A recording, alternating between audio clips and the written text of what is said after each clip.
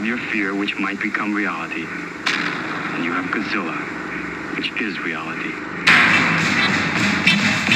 I'm sick of Godzilla. Wake up, everyone! There are two things you don't know about the Earth.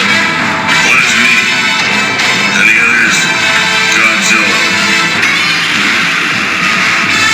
We're safe enough. No human being can understand that. The monsters on Monster Island can understand it.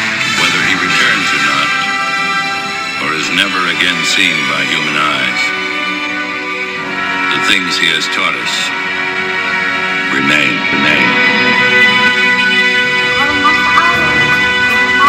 Hello. We're recording. We're back. We're here. Jay. Man, I feel... We've been talking for 2 hours, and now you hit record, and now I feel like I'm blanking out for some reason. This is your monster podcast that you do every other this week? is Monster Island. Guys, Yes, Monster yes, Island, yeah. we're back, we're here. We're talking about something that I think was very fun tonight. I was really excited when I found out about the birth of Ultraman. We'll get into it. We'll explain what it is a little later. But first, Jay, what's up, man?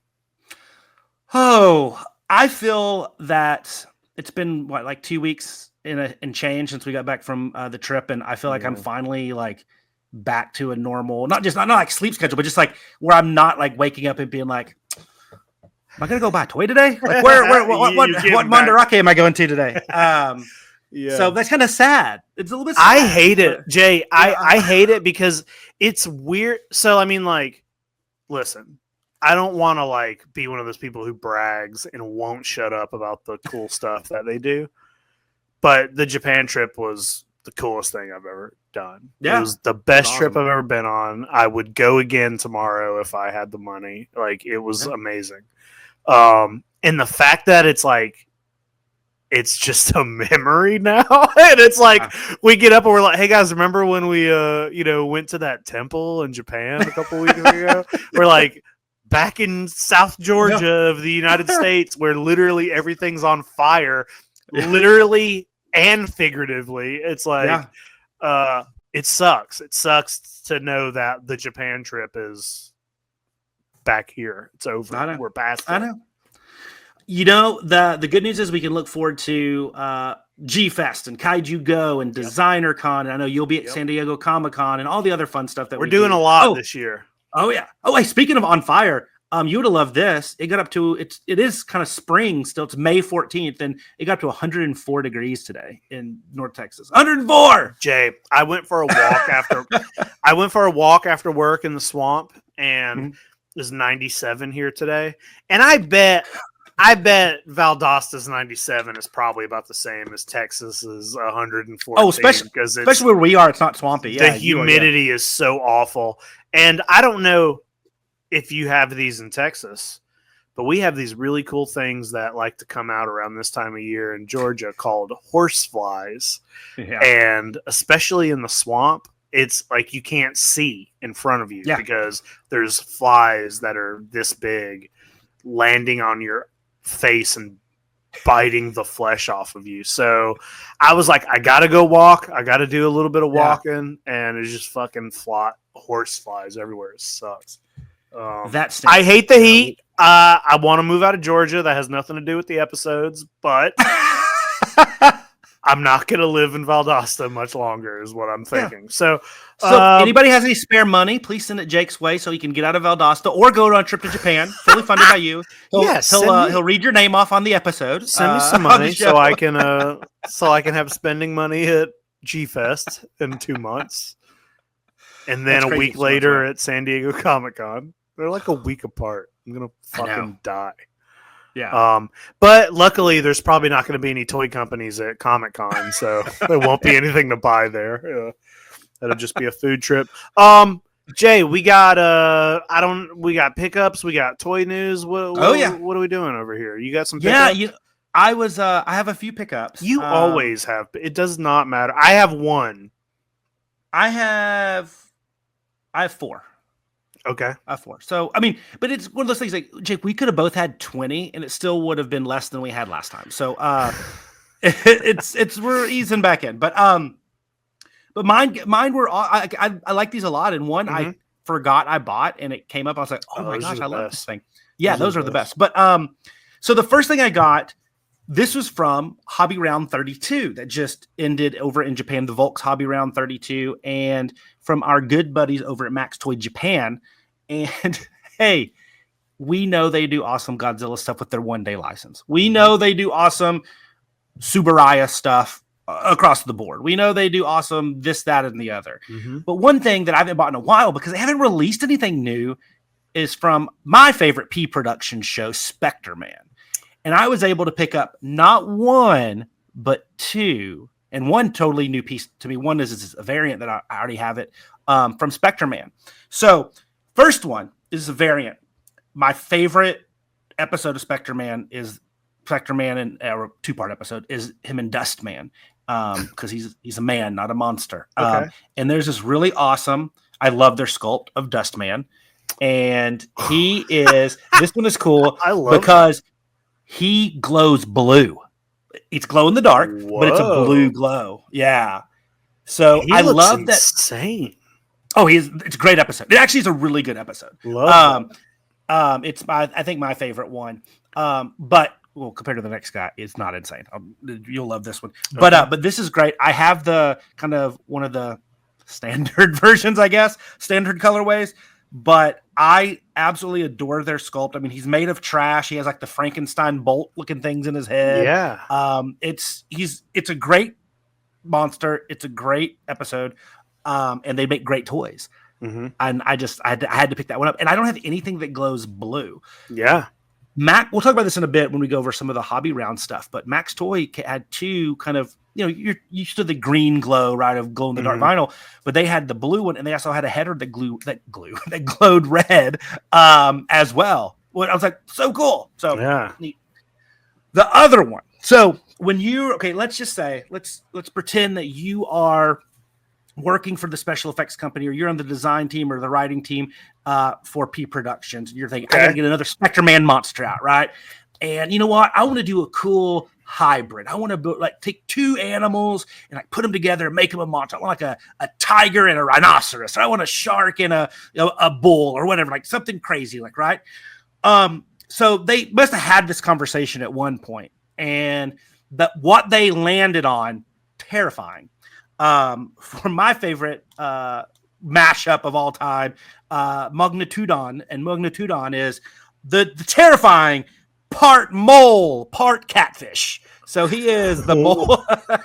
Yes, he is part mole on the top here, and then he has little feet look like they're coming out of it's like a dress, and then he has his back end kind of twin taily is a catfish. Oh my god! Yes, and he causes seismic shifts and stuff. He's like synthetic earthquakes on the episode. Very cool. That's insane.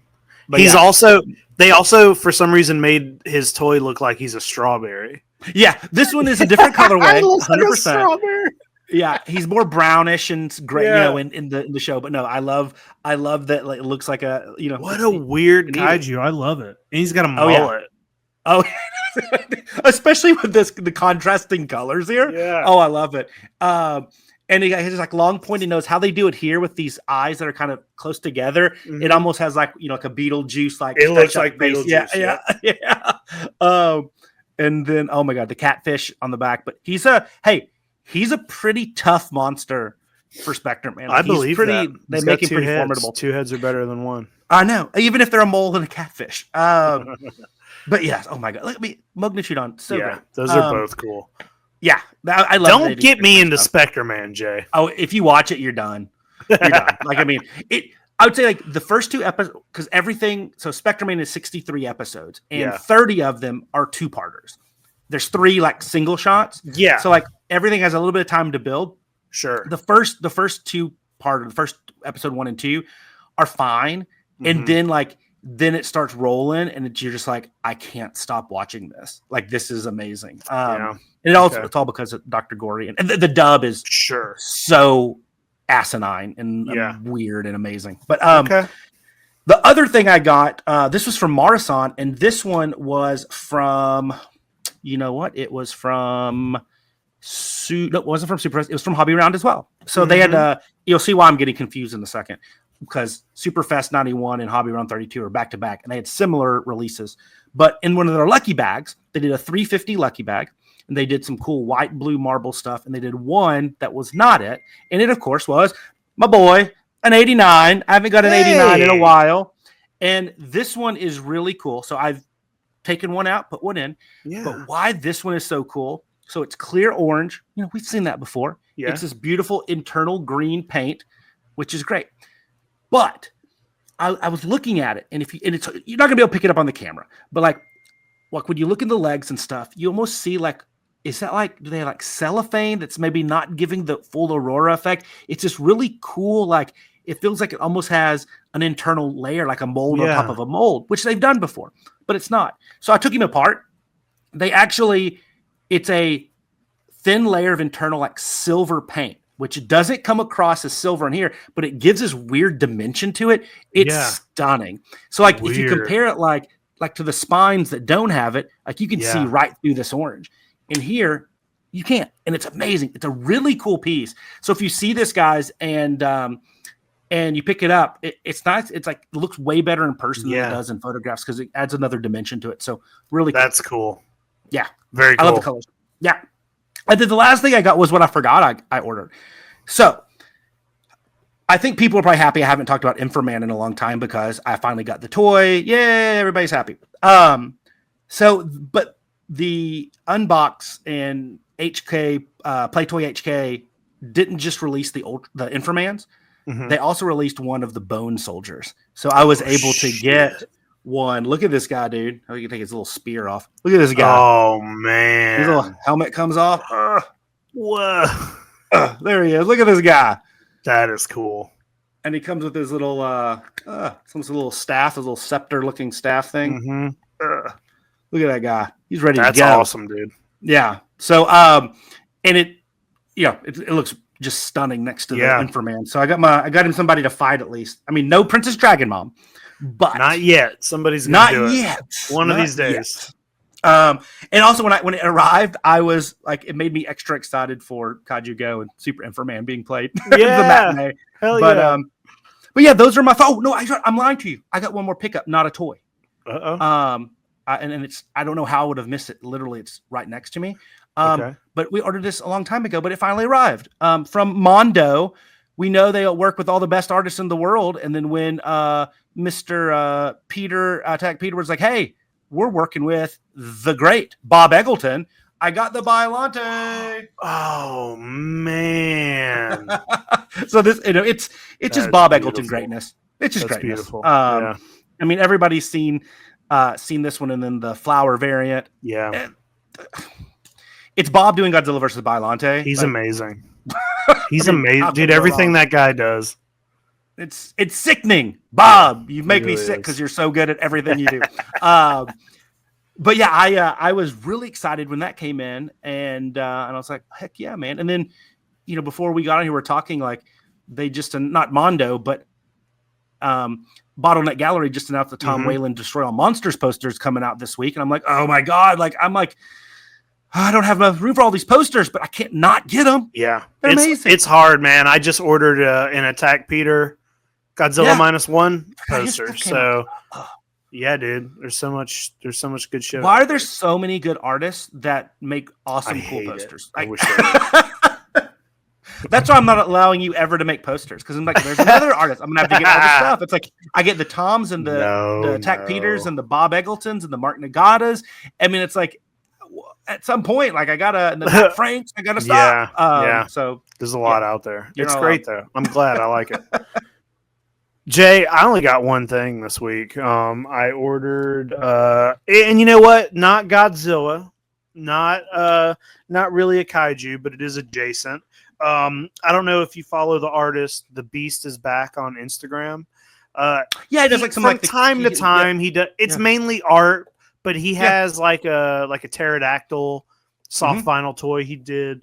But he's been teasing his newest creation recently. And I had to buy it. I had an alarm set, had to do it because it's a little Kappa, dude. Oh, I've seen that one. Oh, yes. His name's Carl. And I had to course, get, Carl. I had to pick up Carl the Kappa because he's cute. That's this amazing. is beautiful. It's cute. It's awesome. It fits in my collection. It's going in my yokai shelf. Oh, but this man. is my only pickup this week. This little guy. I love that. That's awesome. Yeah, it's great. I love it.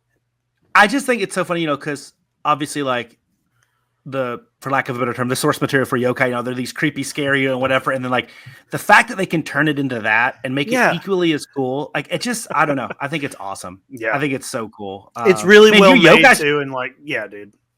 Your yokai shelf has to be getting pretty full. It is getting full. I've been in the toy room recently, and after we got back from Japan, I was like, man, let me move stuff around, because usually I don't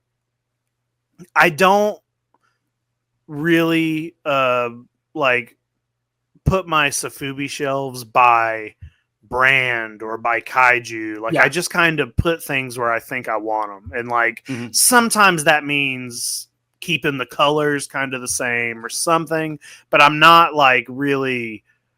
I will mix things. I don't care. But I was like, man, you know what? Let me see how much Ultraman stuff I have in here, because it's like, I didn't think I had that much of it until I tried to put it all in one shelf. So I got this Ultraman shelf, and I'm like, oh, I have more than this. This is not all fit. But I have one shelf now that's like all Ultraman. But then I'm like, well, now I'm going to have to do a second Ultraman shelf, or at least the rest of it will have to get, because I was like, it doesn't all fit in one. Hey, but an update, I did unbox that Ultraman Kids train that I got I saw month ago. And I opened it up and I said, I wonder if AA batteries fit in this, because their battery system is different too. Yeah. And it does. AA's fit right in it. And I was like, I closed my eyes, Jay, and I was like, please let this fucking work. And it does. And it is the fucking cool. Dude, not only does it go around the track, it makes train noises. Oh, that's amazing. It has like the dinging, the bell, and then it, like the choo-choo and like the chug and everything. And it's like just sounds like a fucking train. And I'm in here like, oh my God. I just like, what I really want to find, this is on my list. I've been looking on eBay. Maybe me and you will look for this later. Yeah. I was watching an episode of the Tokyo Toy Bonsai, and he was at a flea market in Japan, and they found an Ultraman figure where he's dressed like Santa Claus. Like, it's Ultraman dressed as Santa Claus, and it's one of those things that he like moves or whatever. And I was like, I need that so I can get because like a lot of people for Christmas, they put their train sets out. Yeah. I was like, I have to get a mini Christmas tree, put the Ultraman train set around it. I have to find Santa Claus Ultraman. So I've been looking on eBay for it for a couple weeks, and there's multiple Christmas time Ultraman like plushies that come up pretty regularly. I don't want the plushies. I want the figure or whatever it is. So I cannot believe that train works. It is the coolest thing. It might be the coolest thing I own, Jay. It could be. It is pretty awesome. And then you can use the Ultraman ball that you got, the Bandai Ultraman ball for ornaments. You just put a couple of those. That's the tree topper. Oh, it's tree topper. Yeah, it'd be Ultraman. amazing. Yeah. Oh, that'd be amazing. Yeah, dude. That I really want to make that happen before December. So we got to find. We can do that. We got to find as much Ultraman Christmas themed stuff as we can.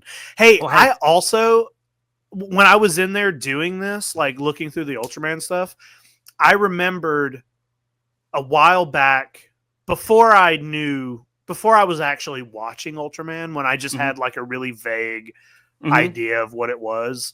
I found a bunch of Ultraman stuff at a flea market one time, and I bought it all. And a lot of it is like finger puppets. Yeah. And I was like, I don't know. They're just whatever. I was like, all Ultramen look like Ultraman to me, right? Yeah. So I didn't know at the time, but now that I know a little more and have been watching it, and I was pulling them all out and I was looking at it, and I totally have Mother of Ultra and Nice. Father of Ultra, and I was just like, oh, Nice. cool. I was like, I got the parents here, and then I have this weird little Ultraman playing soccer. Okay. And I don't know the details of it. I've never like tried to look it up and see if it was some kind of I don't know. crossover item, but it's small. It's like this, but it's Ultraman. He's wearing a soccer jersey and he's like kicking a fucking soccer ball. And I know they had just always thought it was cool, but I don't know. I wonder. I know they had a game, like an Ultraman soccer game that they sold. I wonder if it's like a piece to that. It's a little PVC piece. You know what I mean? Huh. It feels like a cheap little toy, but I don't. Yeah. I don't know. That's awesome, dude. Not to take the episode off into a random area. I've just like been re-looking at all my Ultraman shit now that That's awesome. I own way more of it. I've been watching Return of Ultraman on Tubi. Because I noticed Tubi is missing. It's missing the original Ultraman, which is weird. Because it's got Birth of Ultraman. Mm-hmm. But it doesn't have Ultraman. It kind of picks up. What? Well, they moved it to the new Prime. It's Amazon Prime. They moved the Ultraman's in Amazon Prime. Yeah, a lot of them are moving over there. They have like a Ultraman channel. Subaraya is working with them, so I know Ultraman and Ultra 7 are there, and Ultraman. I think Return of Ultraman's over there too, and Ultraman Ace, and Taro. So.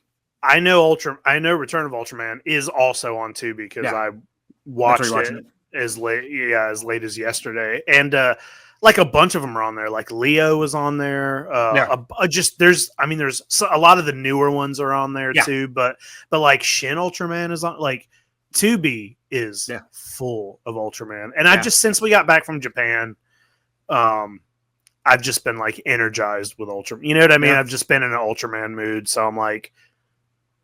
Just been throwing it on, not even listening and paying attention to it. Just like anytime the monsters show up, I'm like, oh, okay, let me watch this. Yeah, but, well, I'm telling you, man, you should watch Ultra 7. That's rewatch it. That's I think that has a lot of episodes like more your style. I will for sure. I just been is Ultra 7 is Second. it? It's after Ultraman.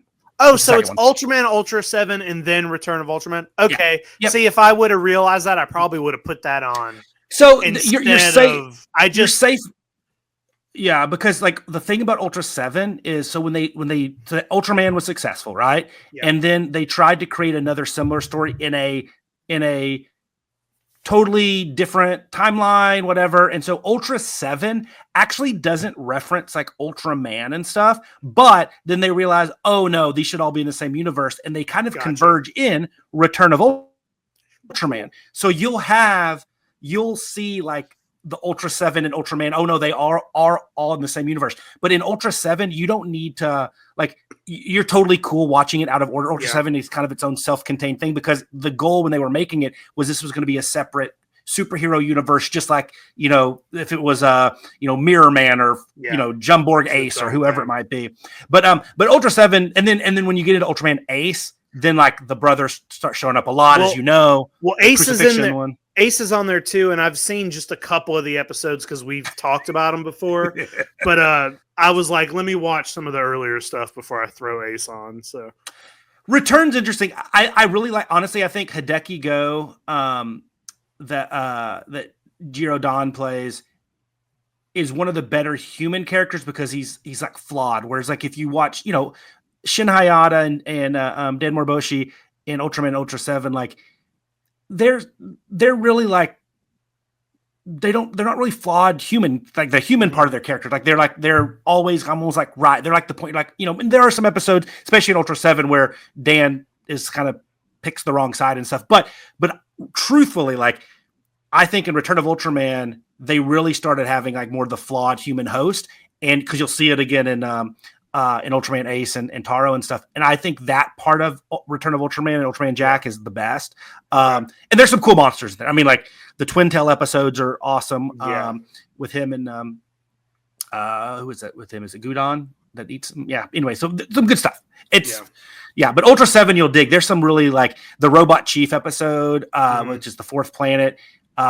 Revenge of the Non-Malt, some of the best episodes. I don't know. Ultra 7 is just like, and I love Dan and Ann, because you have Ann Ury in there. So Right. Ann and Dan Morboshi are the best. But yeah, it's cool stuff. I'm glad you're watching more of that. Yeah. Well, I mean, it's great. It's like just slowly been,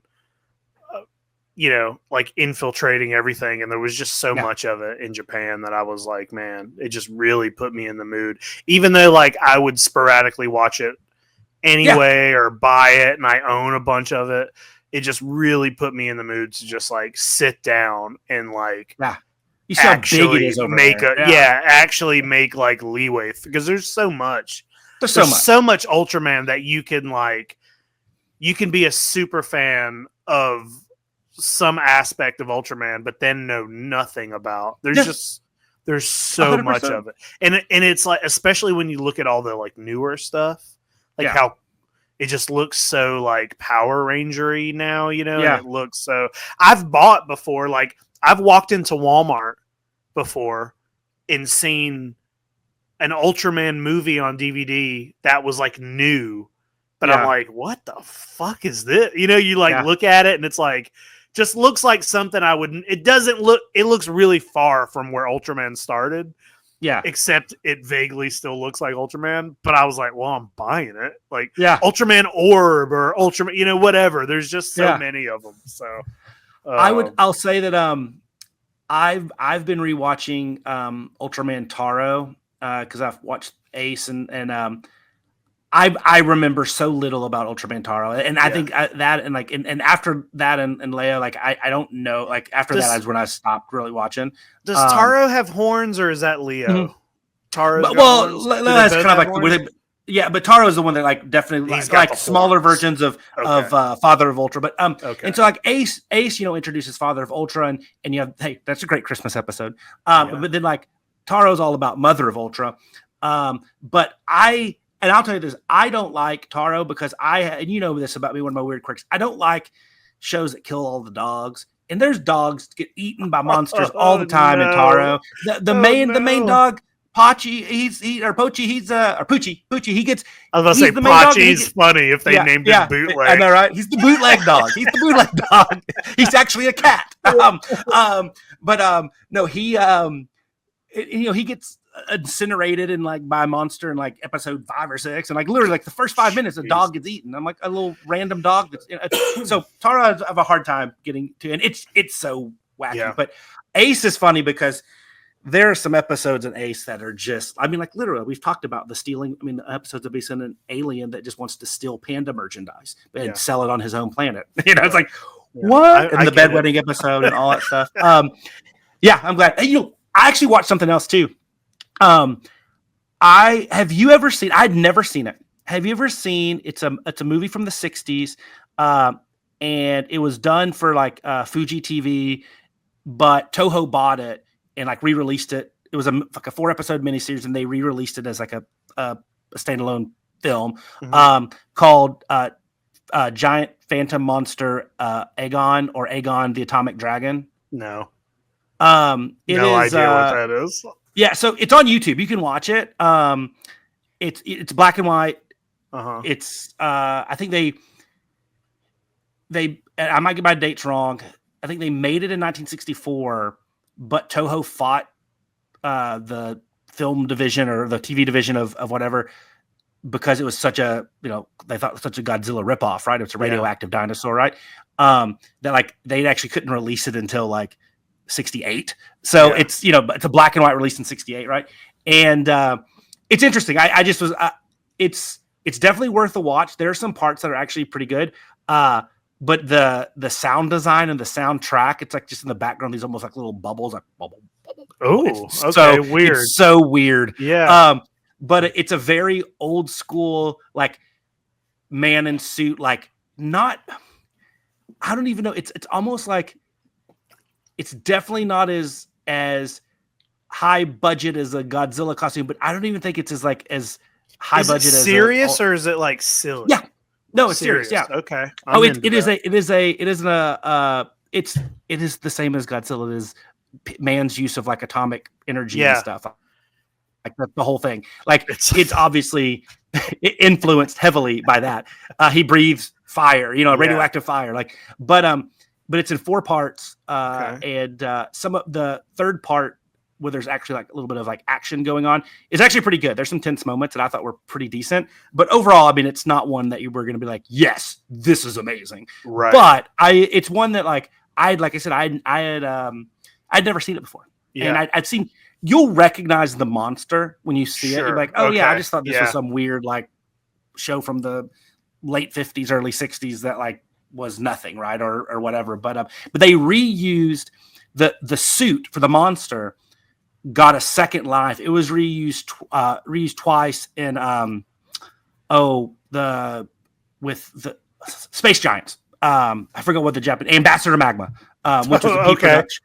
Yeah, with the gold. His name was Goldar, not Power Rangers Goldar, but had like the little antenna and the big gold robot monster. Yeah. He Aegon gets reused as a monster in there. So the suit goes on to get used by productions. I love when they do that. Yeah, he has more life. But anyway, so hey, that's what I've been watching. Well, dude, but before we get into toy news, I have two quick things. I was kind of thinking the other day that I wish, Max HBO, which is getting the HBO back. Did you hear that? No, I didn't hear that. They're adding the HBO back to Max soon. Very cool. It's just weird because I don't know, Jay, if you follow streaming service logo drama, but HBO has gone through. There's like a timeline, and everybody's like laughing about it because HBO Max, whatever. This is like its 5th time it's updated its like logo, but somebody put all of them like in a row, and they're so subtle. It's like it was like HBO. It was HBO Max. Then they just took the HBO off. Then they changed the color, and then they slightly changed the color, and now they're adding the HBO back on. And it's weird. It's like every 2 years they're like, let's do. Anyway, there's a lot of the original versions of the Godzilla movies are on Max, and I sometimes wish they had both versions. Not because I think the English dubs are better in any way, except they are better to fall asleep to. You know what I mean? Because I can just fall asleep hearing English. But I had on the other day, I was watching The Return of Godzilla. I hadn't seen it in a while. And that might be the scariest Godzilla movie to fall asleep to. And I was like watching it, and like that's like a horror movie. The boat scene at the beginning with the louse, sea louse, Shakira, gross. And like even the first time Godzilla shows up, the way they reveal him is like you're just like, oh fuck, he's got those big fangs and shit. But I was like watching it and like falling asleep, but I wanted to stay up and watch it. And I was like, the birds, the birds, Dr. Hayashida, I believe you, Jay. So before one more thing, I forgot. I do have one other pickup, and you do, nice. It's one of the ones I forgot because I showed it off on Toy Anxiety. Maybe 2 weeks ago. 2 weeks ago. I don't think I showed it here. Yeah. Did I? I don't know. I show this off here? No. Put it back down. Put it back down. You know why? Oh, you know why? Because guess what? We forgot to do something because that's such a cool toy. I think it gets this. They love that sweet sound final. Get it as much as they can. Sometimes it's a glitter Godzilla, and sometimes it's Vector Man. For those best exclusives, it's gonna cost lots of yen. And let's hope that Sofubi is off their holiday top 10. Yeah! We got Kaiju pickups. Oh, what a glorious day. Oh, Kaiju pickups. Now back to Jake and Jay. Man, I want that Garamon. Oh, that purple one's so good. I still have 3,000 yen, by the way, sitting. But, Trevor from NECA sent me this bad boy in the mail. Yeah, this is amazing. I don't have it yet. Dude, you have to pick this up. I kind of want to get a second one because I kind of want to leave this in this. This just looks good. The box is great. Packaging. It's just, this is such a cool thing because you don't, anybody who doesn't follow NECA who might not know what this is, like NECA has the license to the old Ben Cooper costumes, and they've been putting out kids trick-or-treating wearing actual vintage costumes. And they're on like wave 5 or something of these things.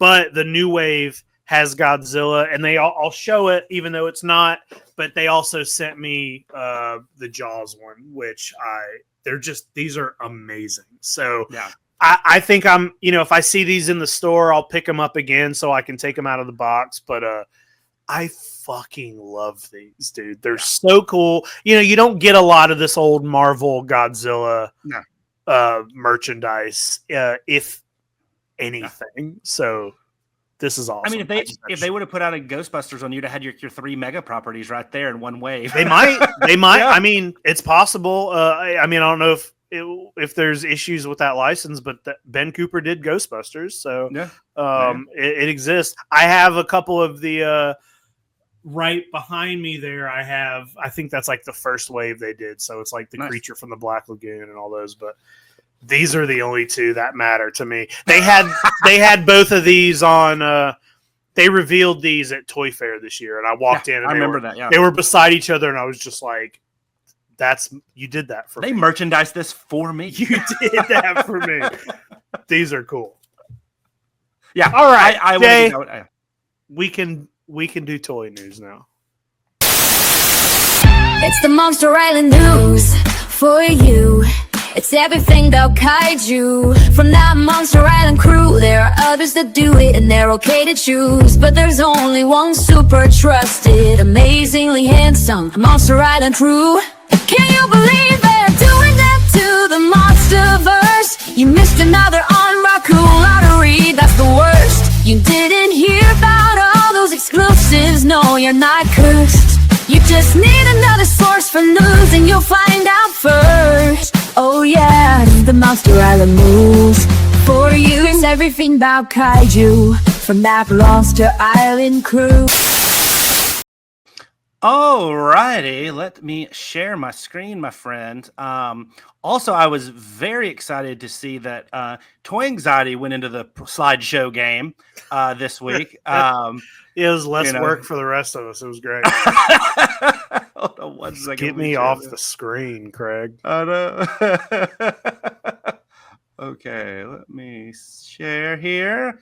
And I'm going to start the slideshow here. And let me know. Can you see it, my friend? Is everything good? I see it. Awesome. Hey, we have a little bit of Godzilla news. We do. That is, I mean, I feel like the last few weeks we've been getting quite a bit of it. But I think the big one was we got a name. We got a name. Our baby has a name. And it is Godzilla X Kong Supernova. So, Jacob Walsh. Thoughts? I like Supernova much better than New Empire or whatever. Yeah. That was a dumb title. But also Supernova also sounds like Godzilla X Kong, the dumbest thing ever. So I don't know. I mean, to me, it feels like we're going to space. Yeah. I kind of wore the don't. Space Godzilla shirt. I know a lot of people are saying Space Godzilla or Gigan, but here's the thing. Just a prediction. I do not see these people paying for another Toho monster. I just don't. They've only done it. They only did it in one film. They only did it in, and I know we had Mothra in the last movie, but they've got Mothra. You know what I mean? So yeah. I do not see them like making a big stink to pay for another Toho monster. I want it. I guess they did in 2 films because they did do Mechagodzilla and Godzilla X Kong. You're right. They did do a Mechagodzilla, but that was a Barely bastardization of That's how they got away with it. That's probably how they got away with that fucking ugly ass thing. Mechagodzilla in name only. I'd love to see Space Godzilla or Gigan, but who knows? Yeah. Yeah, I'm actually with you. I think a lot of people are. I hope I'm wrong because I'm not somebody that was like, oh, they have to be these retooling of Toho monsters. I'm okay with like new monsters. That's great. More monsters, the better, Yeah. But I just have a feeling a lot of people are going to be disappointed because there's so much. Like I think everybody's just clinging to this Space Godzilla or Gigan, or before that Destroya was thrown in there. Not as a space monster, obviously, but just they thought that would be the next logical villain. And I agree with you. I think it could be. I think it could be somebody that like it's just a custom new original monster. And I'm okay with that. Like I'm not getting my hopes up on any kaiju casting, if you will. I think maybe the reason so many people are like quick to jump to Space Godzilla or Gigan is maybe subconsciously because they're a little annoyed about how bad the villains were in New Empire. The two villains in the last movie felt like it was somebody's first idea and nobody said, hey, this doesn't work. Maybe not. All right. We got a title. Hey, we got a title. There was a little teaser. The teaser was cool, even though it's nothing. It had a picture of Sam Neill in it. That's what I was doing. I was like, you see the picture of Sam Neill? It was some cool, whatever. I'm glad we're seeing some movement. Yeah. I can't wait for 2027. Yeah. Oh, so long away. But no, Supernova, great stuff. And then I guess we'll get season 2 of Monarch before then, right? I don't know when that fucking show's coming back. I don't know when that's scheduled either, but that would be cool. If there's more cool stuff in that we can talk about in this kind of MonsterVerse world before the wackiness that's going to be Supernova. And it's going to, I think like the wackier the title now, the better. Like I like to your point, I like Supernova better than New Empire because like, it's like, nobody's going to be like, oh man, Godzilla, Kong, Supernova. That was a deep film. I mean, that was some Kurosawa level, stuff, whereas like New Empire, at least it's, I don't know. Anyway. I do wonder if, how the last film was like straight up a Kong movie, like there were, most of the movie was you fought. I wonder if this one will be more Godzilla. And hey, that makes sense if it's Space Godzilla. That Godzilla would kind of take over and be a little more 100% forefront. Which fuck Kong. You had Scar King, and then you had, which was obviously in the ape family. And then you had Shimo, who was obviously more reptilian, kind of more likened to Godzilla. Maybe they'll flip this. It'll be like Space Godzilla and then Mechanic Kong. Oh my god. Hey, I would be so in if they did Mechanicong. Yeah, I'm in, dude. I'm in. My hope. I just want there's one thing that I am building up in my head that I will be disappointed if I don't see it. I just want them to go to space, and I just want to see because he has his glove. I just want Kong to have a little astronaut suit, have a little like the little circle helmet, like. That's all I want. That's all I want. Hey, here's a big what if. There's no Space Godzilla. But what if it's Gigan and Megalon?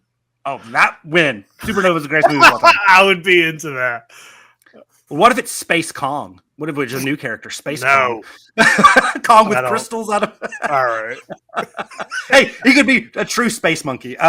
Anyway, okay, so on to other stuff. Mm-hmm. Not a lot to talk about here, but like I saw that Tomazaki did the Godzilla the Ride, the one that came out a couple years ago. That got us the new Godzilla that would look very similar to Godzilla -1. Mm-hmm. And he's gonna do another one. I say like that's gonna be really cool, and I love his thing. It's like he's trying to make it the most terrifying ride in the world. Yeah, I love that. I love this picture too because it looks like it was taken from a GoPro. Like it looks this 100%. Like if this would have popped up on the computer 10 years ago, I'd be like, that's a real picture of Godzilla. Like I know somebody found it. Yeah. Hey, this is cool news to me. I also love that this news was like not super far. Like this, what you just talked about, and what I'm assuming is going to be the next slide, were like 3 days apart from each other. They were all like really close. I don't have anything in the next slide. This is it for news? Yeah, because last time we talked about the sequel. Godzilla -1. What I was assuming, there was the video with the green Godzilla.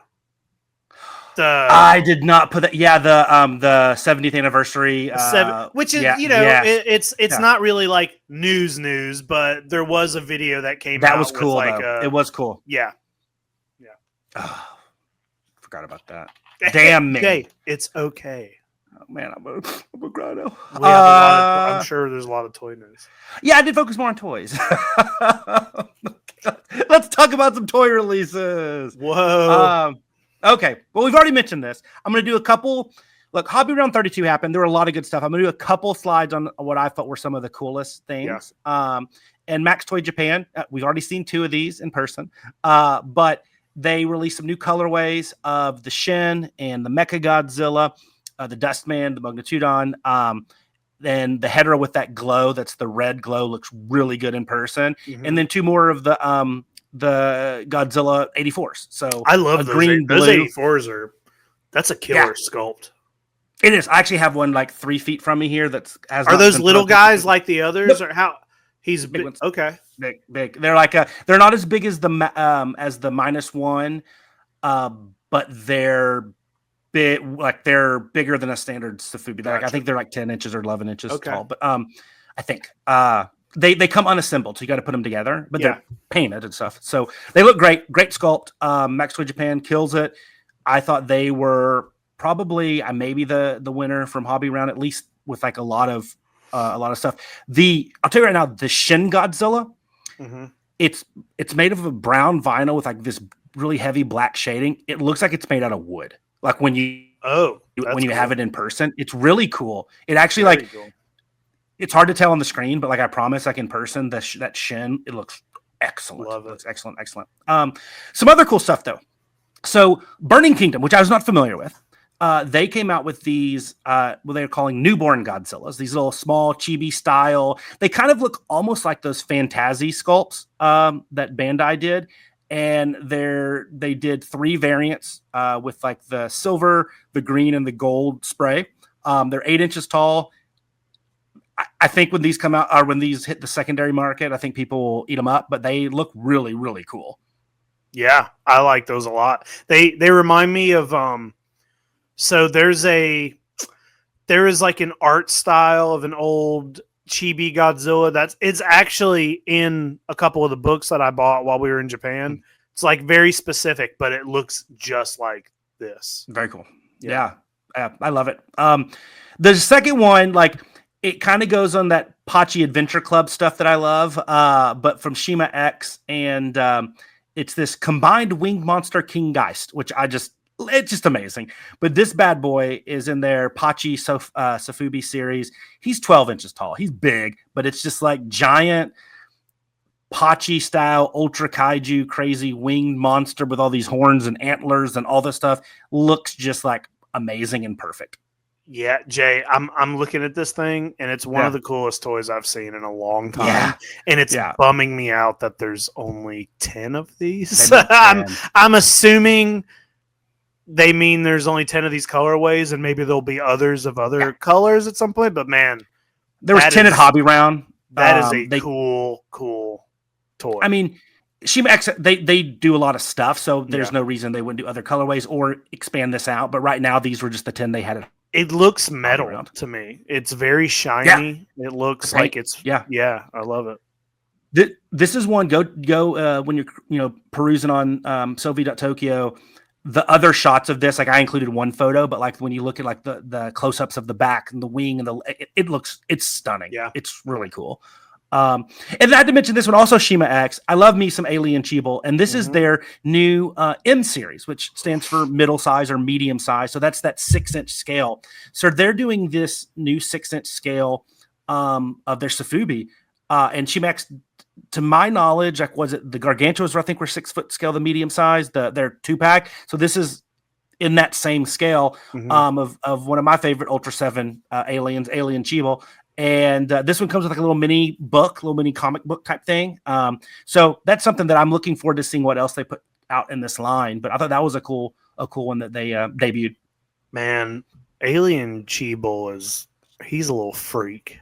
He is. He is such a little freak. Look at him, dude. I do not. He is up to something. Well, yeah. He watch that episode, and he is very much up to something. But then, so next to Hobby Round, and we'll come back to it in a second. Superfest '91 also happened, and there's some really cool stuff here. The M1, they partnered with Ben Furuya's Shinbin Promotions, and they'll do a lot of the sculpts. And so he did the Keemer Man tricycle sculpt, but he did it in that marbling, which you've seen him do with the M1 Ragon sculpt and some other things. So now he's bringing that marbling over to this Keemer Man. And I think it's awesome. I think the colorway is that yellow and purple is just, like, you don't see that a ton, especially in marbling. So I think that's really, really cool. So I think I might, if I see this one out and about, I might pick this one up. Grab it, on like the auction sites. I really like it. I don't have any Keemer Man stuff. Or alien Zetonian alien stuff. So like I think that one would be really cool. And M1 was there as well, and they released this glow in the dark, classic style head rub, the Bullmark colors, Tokyo colors, whatever you want to call them, in a glow in the dark. And if you were there in person, you could pick this bad boy up for like $50. And that's crazy. That's crazy, dude. Yeah, that's so crazy. I'm looking at all these prices, and I'm like, oh, yeah, okay. Yeah, these be there. So the U.S. Toys was, all their stuff is great. Period. The end. We say that every time. But look at the little sleeping Pigmon in the building box series. Like he's from the Little Hero episode where he's probably supposed to be up against the shelf of toys. Yep. In the toy store, like amazing. And then the big deluxe Busca and Pigmon in the background. I mean, so much good stuff.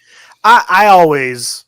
U.S. Toys is always kind of on the top of my like buy more of list. Yeah, I always their want Woo more is really US good Toys. too. Everything's great.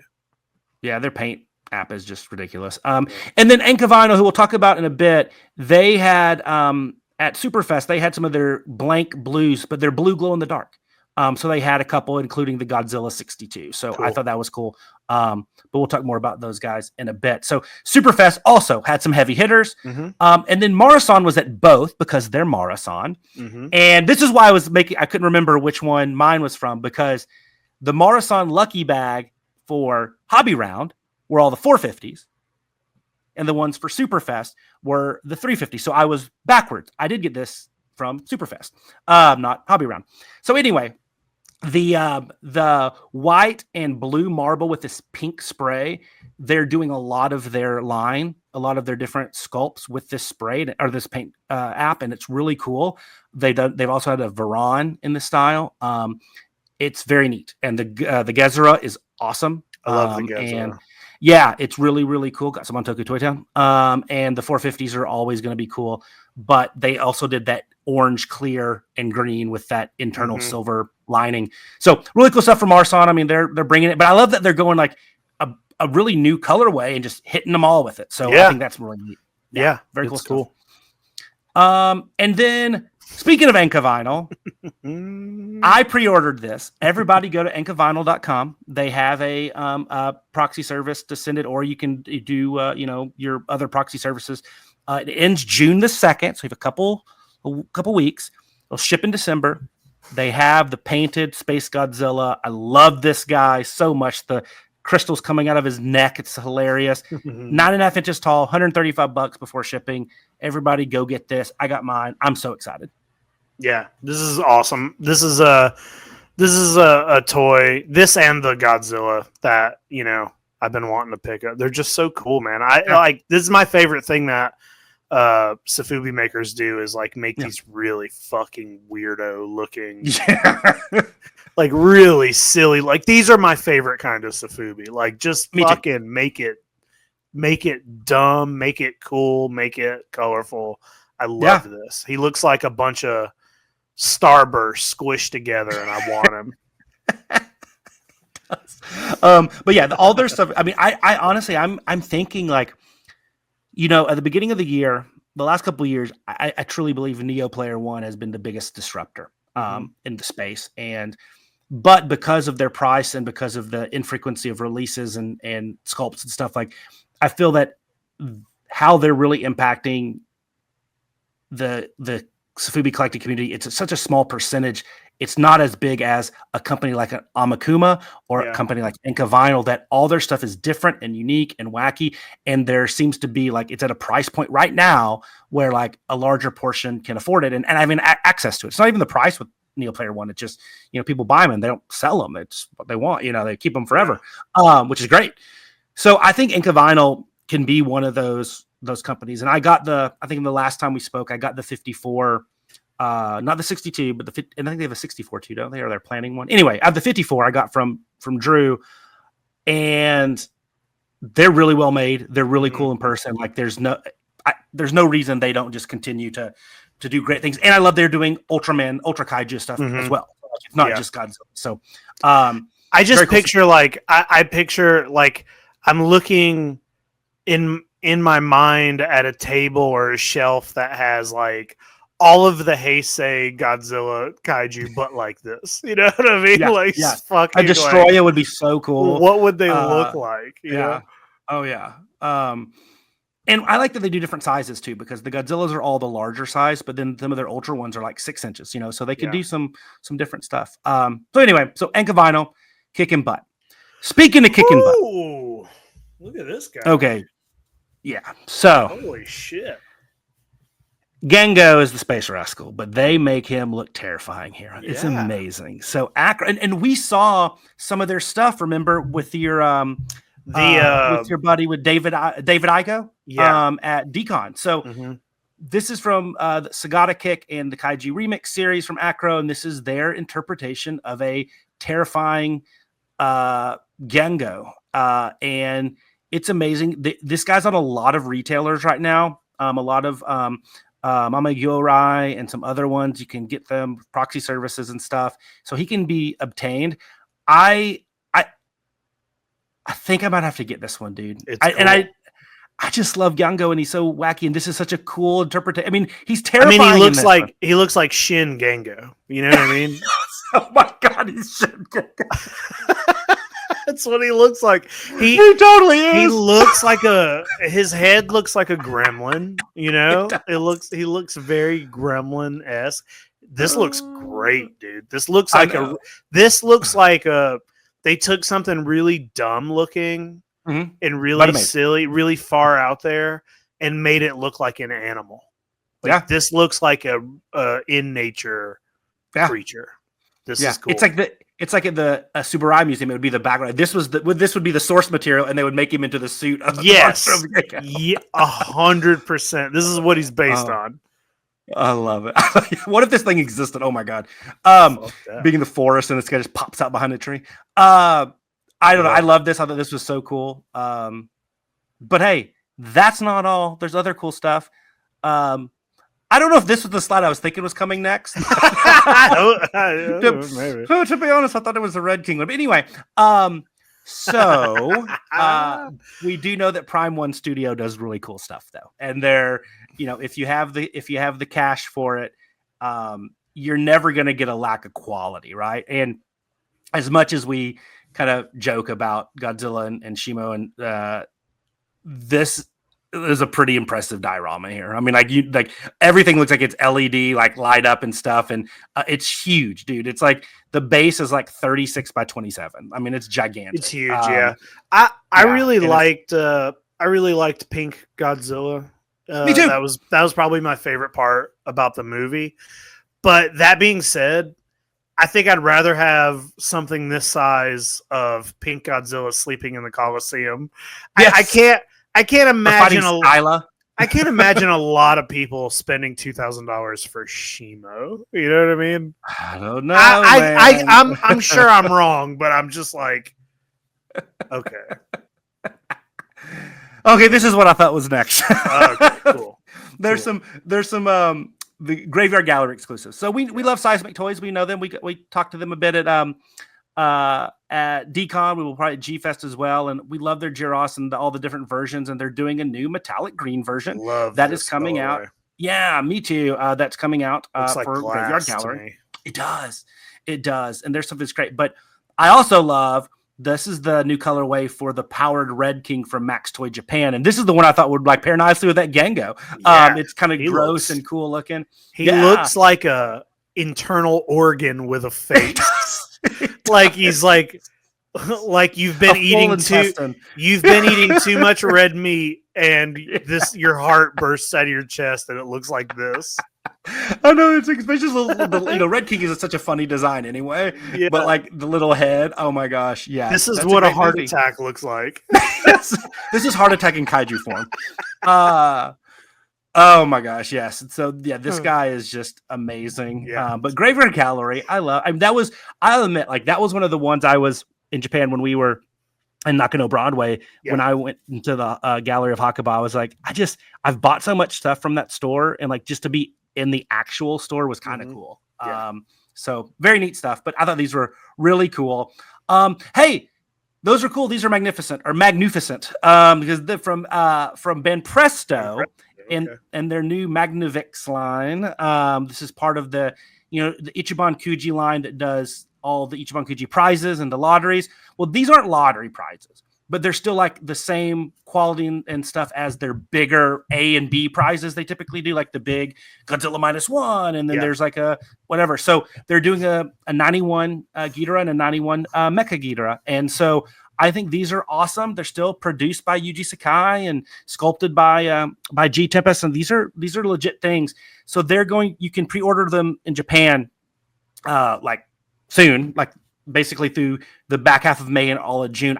You probably have to use a proxy or a secondary service to get it in the US, but they're shipping in October. These look really cool, and everybody clamors for more Mecha King Ghidorah, and this is a really cool 10.5-inch piece that it's going to be well done because it's the Ichiban Kuji line of Ben Presto. So I thought this was cool.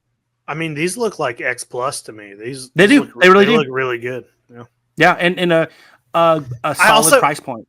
I also like that they kept them in the exact same pose, so like you could display them together, and they just looks cool. 100%, and they're the same size. The one A looks bigger in this one. That's just because of how the size of the image, and I had to make it fit. But anyway, they look great. They look really, really, really, really, really good. And then we have to talk about this because this came down today or yesterday. You sent it to me.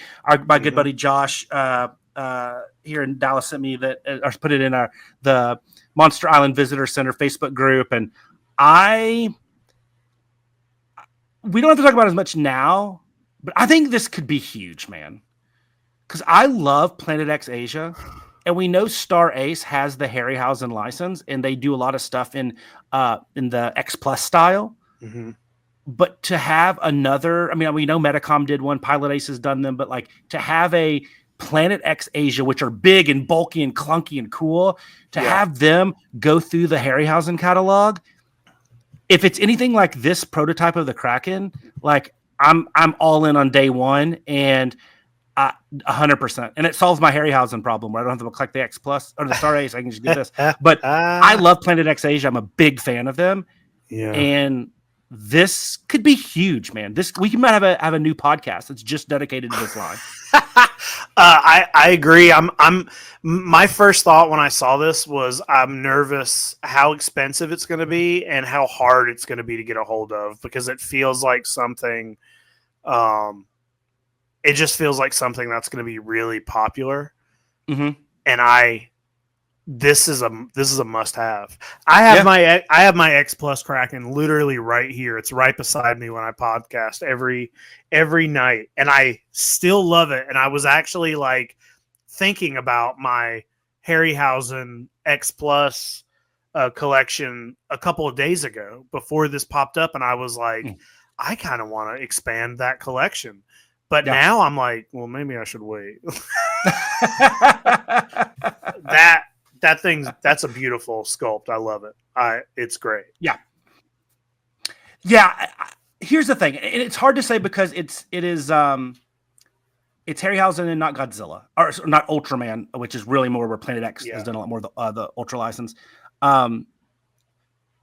They're not the hardest to get. They're not the easiest to get. Like they make enough that like you're able, if you really want something, you're able to get it. But then again, it's King Joe, it's Gygas, it's Wyndham. It's not the Kraken, right? It's And so not I think something that like nobody's making. Nobody's making Yeah. Kraken Sofubi that's right now. that's the thing. Like, and but yet I'm hoping with Star Ace and Planet X Asia, like they'll get more, whether it's distribution or production from the Star Ace side. I hope it's not just a license thing, and have all the art and everything done through Planet X. But Planet X is great. I mean, they had Matt Frank do the Garamon header art. Like they do cool stuff. I mean, I have their King Joe is one of my favorite pieces I have. I love it.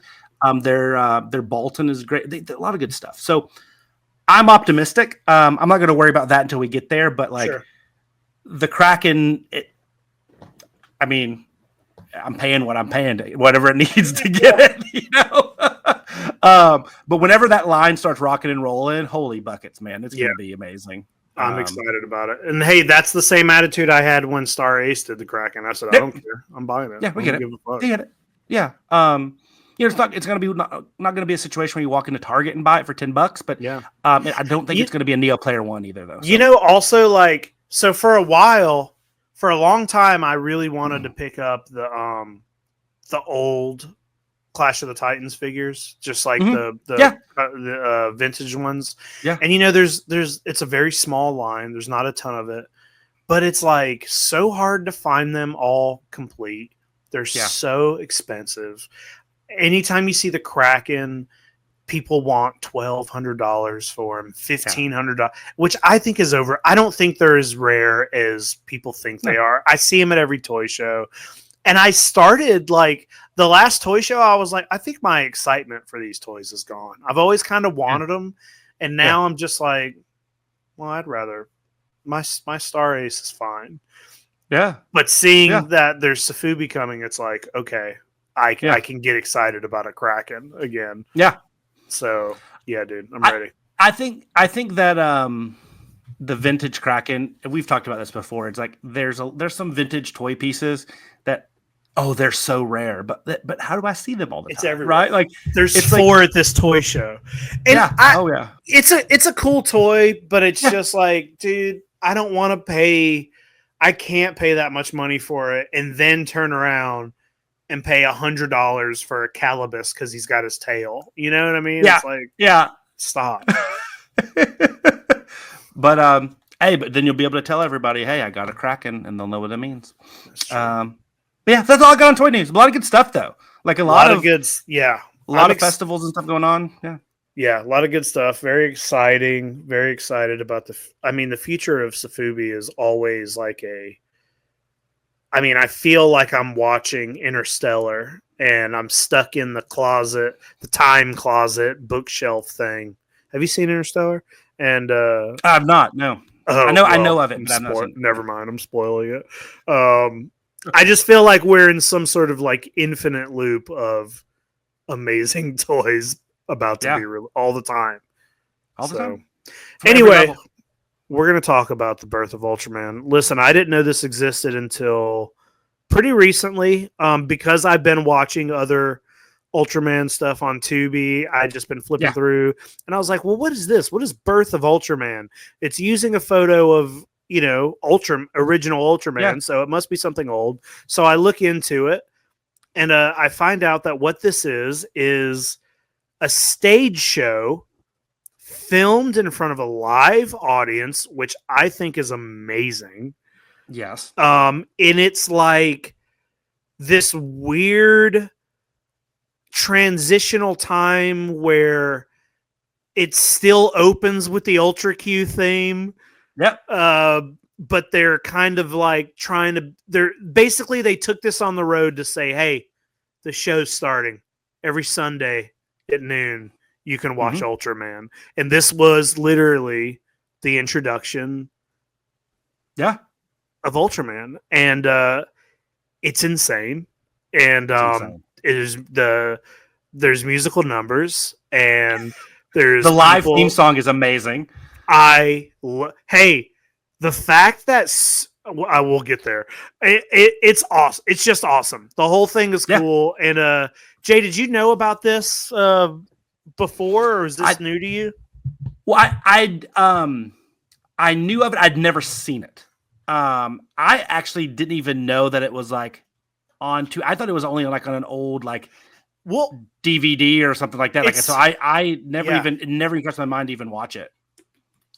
well, when I was like researching what it was, I looked it up and I saw that it's on a DVD, and I don't know if it's an old DVD because it Yeah. looked like newer. It actually like it looked like newer artwork. It actually Mill looked Creek like it looked like artwork from the Ultraman comics that were out like Mhm. last year. It Yeah. looked like they were using the Oh, okay. cover of one of those, and it's like whatever. I think it was just like a best of Ultraman DVD, but it Okay. happened to have this on it. Oh, very cool. But yeah, so didn't know about it either, clearly, and we watched it, and we're going to talk about it. We'll run through it. Jay, you have a slideshow you're going to present. That's Right? way more formal than I would have. Yeah. But hey, real quick, just because I don't want people to get confused. We watched a film today, oh boy. This is the part of our show that's not about toys.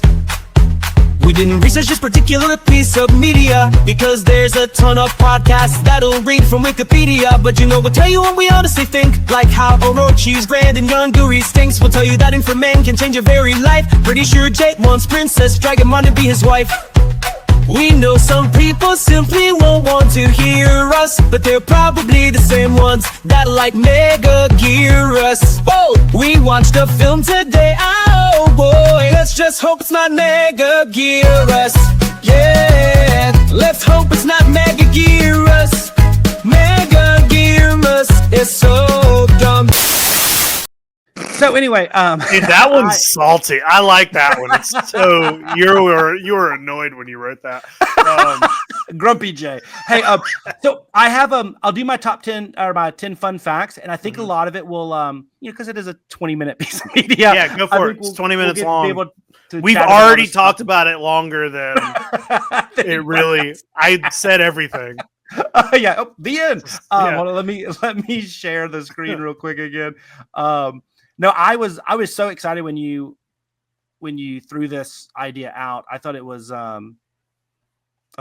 I think because it's like, especially like because to your point, like you said before, like we just got back from Japan where Ultraman is everywhere, and it was cool to kind of have another little bit of a piece of Ultraman media. So let me know when you can see that. I can see it. Yeah. Awesome. So yeah. So number 10, and I didn't know this. So the TV special that aired, so they did the stage show, and then the next day or so they broadcast it. Was on July 10th, and that is when Ultraman Day is every year. So this was tied to the airing, not the actual stage show, but the airing of the stage show in Japan. So that was kind of cool. Love it. And many claim that this was in color, but there's not an existing copy of it in color. So they only have the black and white footage, and that's what was kind of released in 1988 was like when the first time it was resurfaced after the original airing. And so we don't have that, but that would be cool to have. I mean, we've seen this is like one of the images that you see there that's obviously in color to see the color of all that kaiju and everything.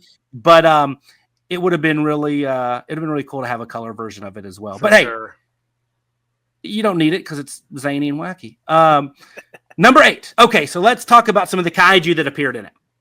So from Ultra Q, you have Garamon and Kanagon and M1. And so they come out like, like they're like your friendly ones, right? They came out of the Monster Maker, right? The Monster Machine Maker, the crazy mad scientist that creates monsters. Huh? Yeah. Who says his name is Subaraya. Yeah, who we see then Subaraya later on. And then through the door busting in are what will be Ultraman monsters in Red King and Balton and Antlar, whose suit's on backwards. Also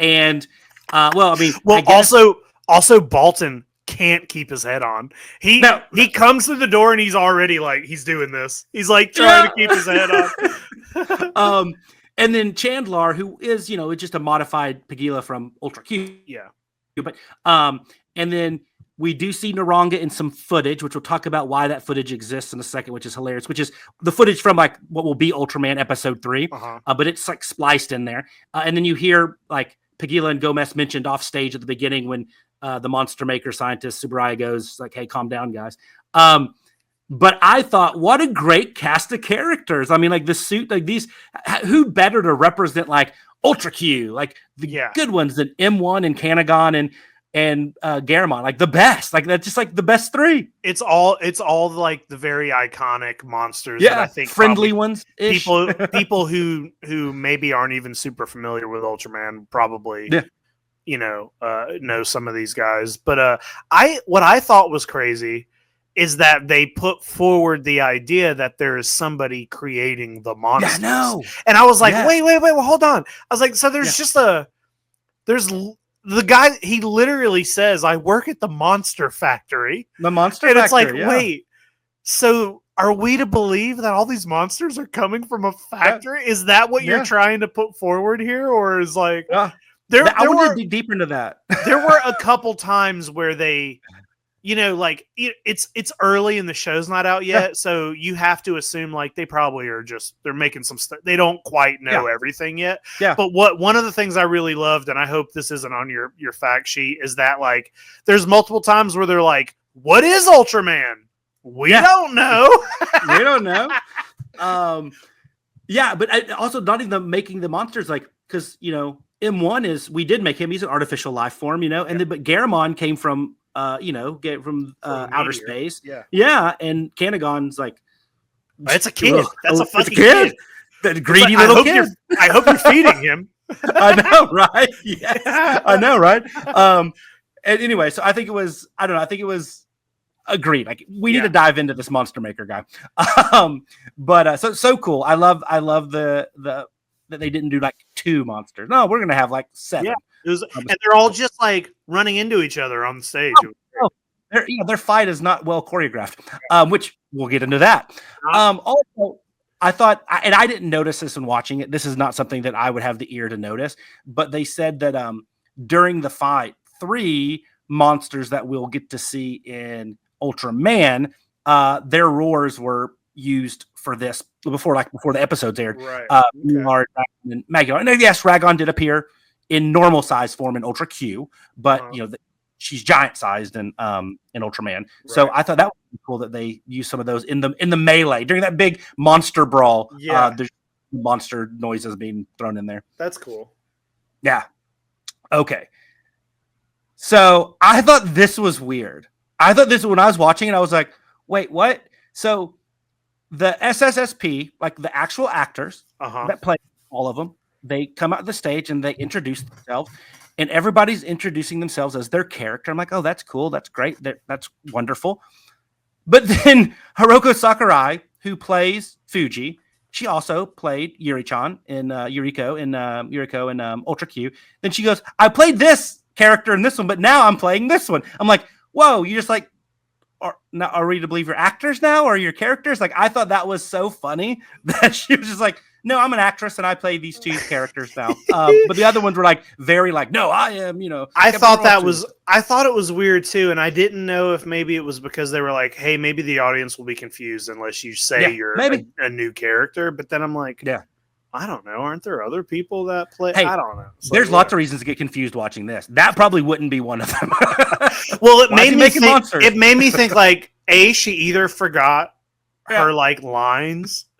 B, they thought it was confusing because people would recognize her from a different show. Yeah. Or they just didn't even have lines. They're all just whatever. I think it's that one. I think it's that one. There's like say stuff. Okay, so this is when the next couple of facts have to do with this, because this is the big thing that I learned, which I didn't know about, that I learned about this whole production. So the great Akio Jisoji, who literally is the best Ultraman director, Ultra series director of all time. His episodes in Ultraman and Ultra 7 are the best, like the end, period, end of sentence. And another director for Ultraman, Yuzo Higuchi, apparently, and once again, this is all Jisoji, and I forgot one book that he contributed to, like he told a lot of the stories around Birth of Ultraman. Mm-hmm. And I was like reading it and I was like, this is amazing. He said that they had no interest in this. It was kind of like, I don't want to do a stage thing. This is stupid. And they just left the actors there to improvise, and they literally would just stay in their hotel and play mahjong. And that was it. They're like, screw it. And so nobody had any idea what to do. And then Jisoji lost a game of Mahjong to Higuchi, and that's why he had to be the person to actually do the directing of the live show actually as it was happening. I think it's so funny. I can see these guys like, oh, we're TV directors, film directors. We're not going to worry about this stage show stuff. And then them go there and just like figure it out. And like, I think that's hilarious. That is funny. And it also answers what we were just saying. Like, it's why the fucking. But because of that, so some of the funny things that happened that you don't see a lot of, Ultraman was tripping and Garemon's head apparently fell off a couple times. Antlar, we mentioned with the backwards costume. There was one point where a wire malfunctioned and Ultraman was suspended in the air and they said that the whole crowd started booing. So that's hilarious. But this is the best one. This is the best thing I've heard this week in life. That the Naranga footage they spliced in there, it was to cover up the fact that the pig, the live pig they use in the monster machine, you know, like he has the pig, got loose and they had to chase it all around the venue and they couldn't stop and it just literally was running around everywhere. And they said they couldn't like edit that. Use that footage. Yeah. So they just spliced in the Naranga footage. It's weird because it's out of nowhere. It just starts. And I was like, wait, what? Yeah. Yeah. Like, what are they doing? Blame the pig. Blame the pig. I thought that was funny. But it was a disaster. Right? Everybody was pissed that this happened. Like that were there. Like, this is terrible. And they had, as punishment, they were going to have to keep their names in the credits. But yes, this disaster was directed by these two. But on the day of, sorry for the misspelling there, but Jisoji apparently went and stole the subtitle cards. So like it couldn't air when they did the production. So that's genius. So funny. But the final laugh was Jisoji and Higuchi's because I think this is the craziest thing about it. 31% of all of Japan watched this thing. And it had an amazing viewership and of course launched one of the biggest icons in Japanese pop culture. So they weren't punished at all. In fact, obviously, Jisoji especially goes on to direct many, many episodes, and the best ones, the darkest ones, the weirdest ones, the creepiest ones, the ones with the best, cinematography. And yeah, so can you imagine? Like that's like 31% of the whole country was watching this special. So I thought that was really, really cool. And yeah, I don't know. I just I think it's funny that how like despite all of that stuff, they were able to impact. It's literally still on TV. Yeah. It's like I thought it was amazing. I loved it. I love live theater. I think live theater is weird and can be really great and fun. And the fact that there was a Kaiju, an Ultraman thing live on stage in front of an audience. I think the whole thing dinosaur skeleton really on there. Cool. Yeah, and they break it whenever they're I don't know if you noticed, but when they back into it and it crumbles. Hey, here's my favorite part of the whole thing. There's these three guys who I don't even remember what they're the thieves. The thieves. The funniest thing to me is that they come out and they're trying to get the audience is like mainly kids. Yeah. And they're trying to get the kids hyped up. They're trying to like get them involved and get them excited. So they're in the audience and they go to this kid and they're like, "Hey, don't you love Kaiju?" And the kid's like, "I don't know." And they're like, "Okay. Hey, what about you? Don't you like big monsters? Don't you dream of monsters?" And he goes, "Nah, not really." And not really. And they go to three kids, and all three kids do not give a fuck. No. And I was just like, "What are these periods?" I was like, "What are these kids' problems?" I was like, "There's fucking Pigmons right there." It's so weird. But the kids like they completely no sell it. They just completely 100%.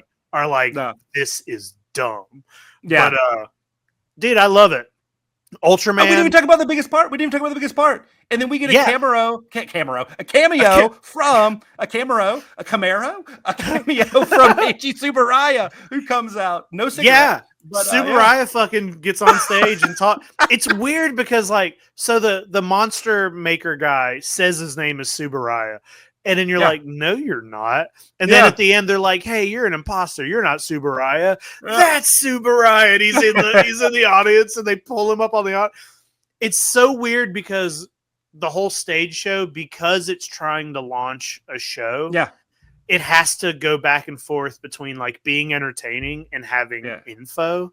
So like the whole last like 3 minutes is just everybody standing on stage being like, this is a TV show that will air on Sundays at 11 o'clock. You can watch it. It's Ultraman and the SSP. You know, it's like they're just explaining everything.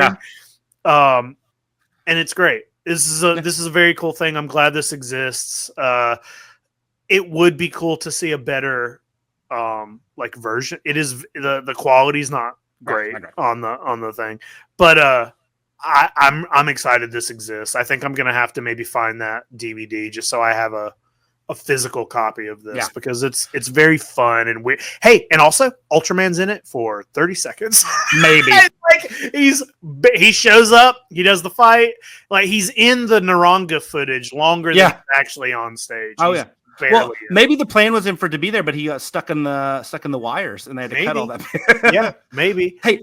You know what I was thinking after this was done? I was watching. I was like, every show needs to start with the stage show. Every new show, just it made me think like there should have been more Ultraman or Godzilla stage shows happening. Like because imagine if they had a backdrop that was like a projection screen and they could like they could cut away and maybe project some footage or have like destruction shit happening on the screen behind or had like even if it's just men in suits fighting on stage, if they had a miniature thing set up or what like I was like seeing like really cheap looking buildings. The Monster Maker area is like really it's like cardboard and it also falls over at one point and I don't know if they it's like, did they push that over or did that fall over? I don't know. Yeah. But I just think it was really fun and really cool. And I was like, man, it would be really cool to just be like, yeah, I'm going to the 7 o'clock Ultraman live show where he's going to fight. You know what we need to do, dude? Now our next trip to Japan, me and you need to go to time it with like a Subaraya-con where they do all the big stage shows, like the Ultraman stage shows. 100%. That'd be so cool. I need to see like it also just watching it, I was like, man, those fucking kids don't even realize that they're looking at I was like, they don't even realize that they're watching the original suit. These are the real suits used in the show. It's like these are not costumes. That is Kanagon. You know, like that is him. He is right in front of you, you fucking ungrateful. They also try to get him to sing the Ultraman. I don't know if you noticed, but a lot of the audience has cards with the lyrics towards the end, and they're trying to get everybody to sing along to the Ultraman song, even though it's their second time hearing it. It's funny. It was great. I honestly, loved it. I enjoyed that way more than I had any business enjoying it. And like I said, I just this is one thing like we're not going to get more of. I want more of this stuff. Like I just wish we would get more like this type of stuff. It's amazing. Yeah, I agree. This was really cool. It was fun. This was a fun episode. Thanks for recommending a lot of cool stuff. Jay, what you got anything else or can we go to No, bed, man. or? I'm just going to go dream of what's going to happen in Godzilla X Kong Supernova. That's what it's going to be then for the next 2 years. 2 years. Jesus Christ. All right, guys, we're going to get out of here then. We will see you in 2 weeks, I think. Fuck. The thing is so dumb. Bye. Bye, guys.